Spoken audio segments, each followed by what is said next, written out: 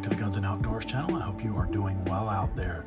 The hottest sector right now in the firearms industry is the 9mm subcompact pistols for everyday carry. When it comes to concealed carry, we've got tons of micro 9mm options out there, just tons. Today we're going to look at and do a tabletop, then we're going to go do a range review, and I'll give you my final thoughts on the CZ P10M. I think you're going to find this one quite interesting, so stand by.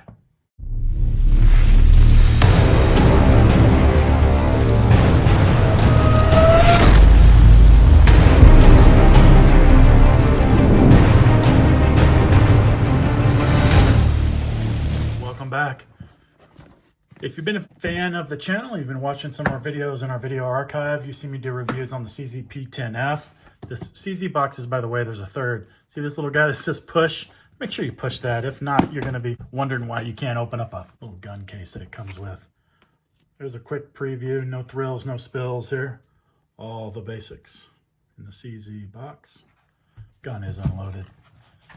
Yep, so P10F we reviewed on the channel. P10Cs, those are really awesome. I did another P10C that was on loan, that had a comp, that shot really well. Haven't done the P10S just yet. I'll do that one of those in the future. Now we get to go ahead and have a look at our P10M. So it should be really nice. The gun is unloaded. Go ahead and look there. And first thing right out of the box is this is classic CZ. Look, feel, serrations, all of that. It definitely initially looks like it's got great quality going on with it. The slide is a 4041 chromoly bendium steel. Serrations are really good. I would say this is top 5 for serrations for me. Barrel, we always say what comes to mind is the SIG barrels. They have those 3.1s, 3-inch barrels, and a little bit bigger, right? The gold standard. This barrel's coming at 3.19. And it is a cold hammer forged. One thing about CZs, they're real thick looking. A cold hammer forged barrel there. Polymer, just a fiber reinforced glass polymer. Overall dimensions on this pistol, it's 6.3 inches. 6.3 inches long if you choose to carry this. So 1 inch, not any wider. Weight, 21 ounces. Magazine capacity, this is where it gets a little sticky. 7+1. Yep, does come with 2 magazines. You can get more magazines online. This particular manufacturer, CZ plant out there in Kansas City, Kansas. One of the awesome positives here on this particular pistol is the MSRP. When it first came out, it was $500. Yep, $500. Now you can get them for $250 to $269. Okay, so the CZ P10M primary use case, as we've already established, is concealed carry and everyday carry market. It's going to measure roughly a couple inches shorter than the big end of the CZ lineup, which is the P10F, a couple inches shorter than that. And then in terms of weight, it's going to be 4 inches lighter than the smallest gun to date, which is the P10S. I definitely like the CZ lines. Looks pretty good there. One of the things you're going to notice right away if you're looking closely at the slide and the frame to fit is you're not going to see any controls or levers. That's right. Since it's got that EDC focus, it's kind of a bare bones down to basics. So your mileage may vary with what you think about that. So yep, no slide lock safety lever. It's going to lock back on last round spent and an empty magazine. So how you would do that is you'd have your magazine, change it out, and then simply drop the slide. But if you wanted to manually look for that, there's no way to do it. How you do it here is put an empty mag, lock it back, and you're open. All right, in terms of sights, we're gonna have steel sights.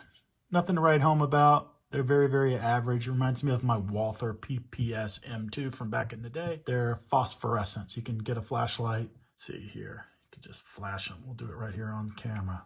There you go. Hit them with a charge, probably last about 5 minutes or so. I have shot this gun already, so I'll some flashing that footage, and I will take a secondary check out. Serrated metal magazine release button. It's got really good ejection, I do like that. Grip texture is great, standard CZ. It's very, very grippy. It does remind me of a Glock 43 since it's skinny and it is a single stack. Interesting. It does have a single Picatinny rail. We've got our somewhat Smith & Wesson-like flat face trigger. And there's our magazine, 7-round mags. And if you'll notice, there is no red dot cutout. So this guy is all about iron sights. Aftermarket on these guys, it's very limited, but it is out there. You can get a small DPM recoil replacement spring system, get extra magazines from CZ. I did a scan for holsters. They are out there. Different manufacturers are making them. Just punch it in. In terms of adding a little extra round count, you can go to CZ Customs. They're going to give you a +3 extended mag from then. So that'll take you up from 7 to 10. It's going to obviously stick out a little longer. So there's going to be other competitive options for you to choose from. Let's go ahead and look at the trigger pull. The trigger on this, here we go. I'll give it a pull. It definitely has a lot of take up, and I mean a lot of take up. So I'm at the wall. Now I'm going to push through it, try to find that 90 to 100% mark. Okay, I'm there. Pushing, pushing. It's a heavy trigger. And then a break. Let's look at the reset on that. Reset, it's real gritty. Got caught up in a couple times. Let's do a pull again. So I'm on the wall, pushing through it. There it is. Let's do the reset. It's catching. Right off the gate, below average trigger for me. I definitely feel this trigger safety tab. It's poking into my finger. Not a good trigger. Not a good trigger. But does it go bang? Yes, gonna go bang. But if you're a trigger snob, you won't like this trigger. Will this wear in over time? I suspect it will a little better, but how much? Is it enough? Do you want to go aftermarket? Don't know. I'd say reserve judgment. Get through the video. Make sure you like and subscribe while we keep pushing through here. Let's go ahead and do a trigger pull weight test. So I've got my gauge here. I have previously measured this. It is heavy. I was somewhere between 8 and 10 pounds.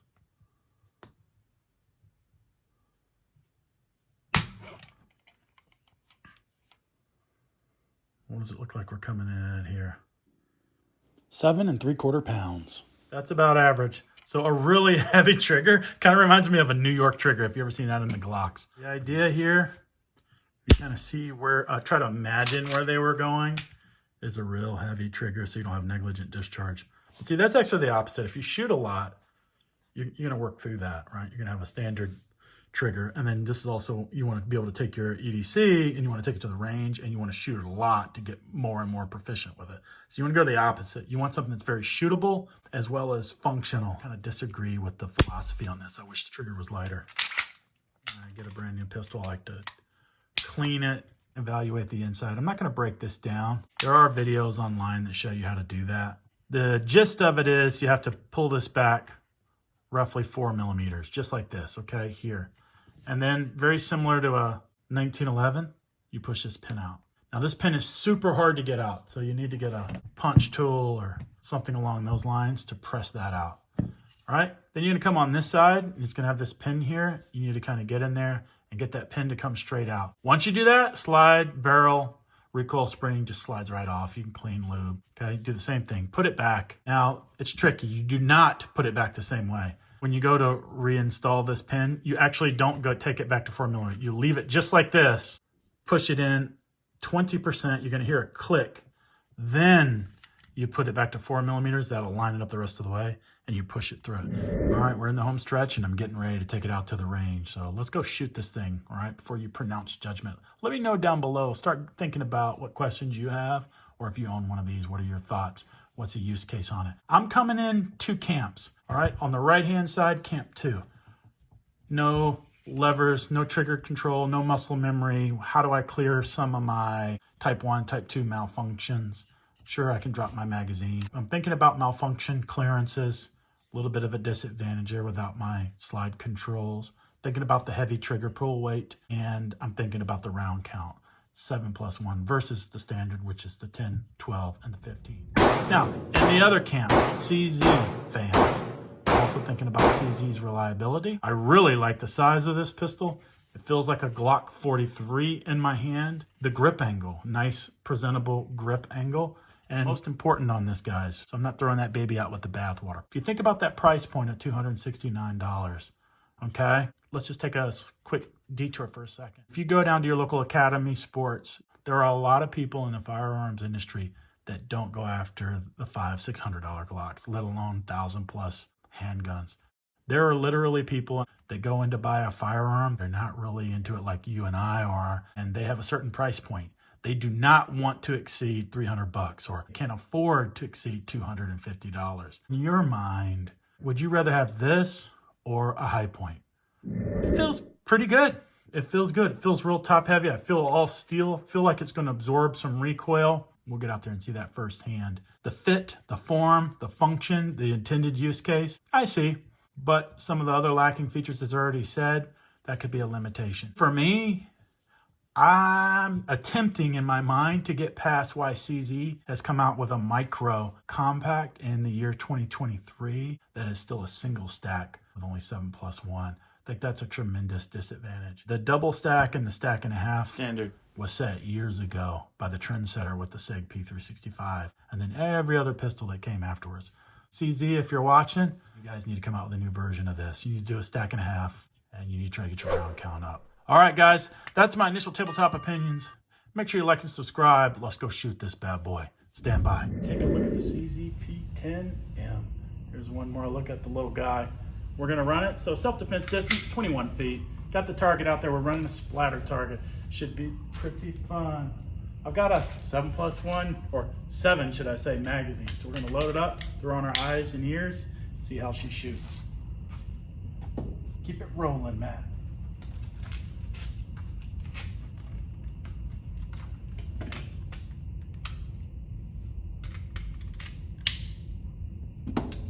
All right.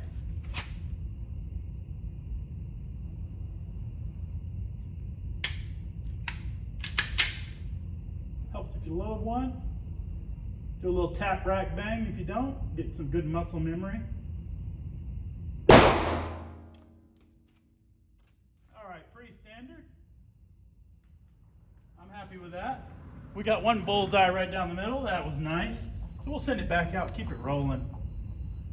So I felt a strong recoil impulse, stronger for me. Not bad. The gun was controllable, was manageable, and you got that CZ pointability. So I do like that. Let's keep it going.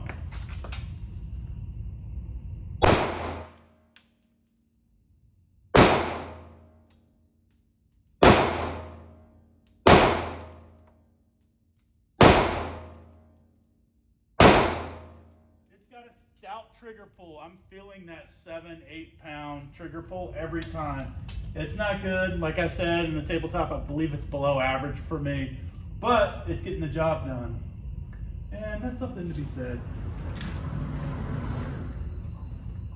For me, I am having to do a little hold under. So I'm holding a little down for this for whatever reason, and it's shooting a little high. But that could also be because I'm used to shooting dots, and there's no red dot on this, so you gotta have your front sight focus with the irons. So that's what I feel so far on that. But not a bad shooter.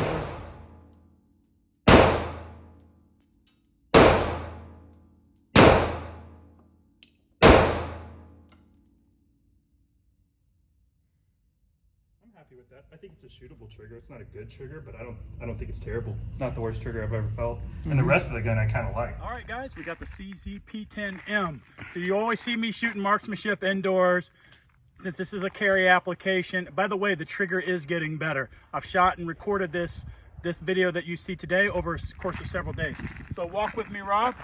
I don't know what the name of this particular drill is, but what we're gonna do is we're gonna start right here in the box. We're gonna shoot steel roughly 15 to 20 yards down range. And then walk with me here. We're gonna take out this bad guy. We're gonna peek around to the target. We're gonna paint the target. We're gonna shoot this steel, if you're looking over my shoulder. We're gonna take this bad guy out, and then we're gonna go back to our guy that we didn't put down. So we're fear for our lives. We gotta put 2 more into him. Stop the threat until it's neutralized, because that's what you do. You don't shoot 1, 2, or 3. You shoot until you stop the threat. And then we're gonna end one more time with an imaginary bad guy on steel. Why? Because it's awesome. Have this opportunity and we gotta do it. So let's keep it rolling. Hey, can I get a timer?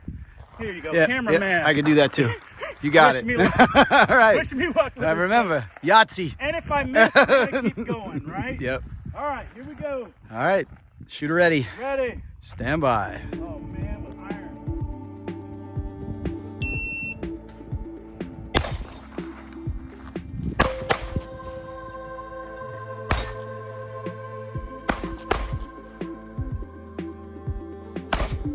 Whoa, clean head. Yeah. 7 rounds. So Nicely done. let's think about this. We need 12 rounds, we need 13. It has a lot of hate, but as you can see, it was very practical. Or do we need 15? Yes, sometimes 7 gets the job done. So if you make your hits, that's a major factor. Make sure you like and subscribe to the channel.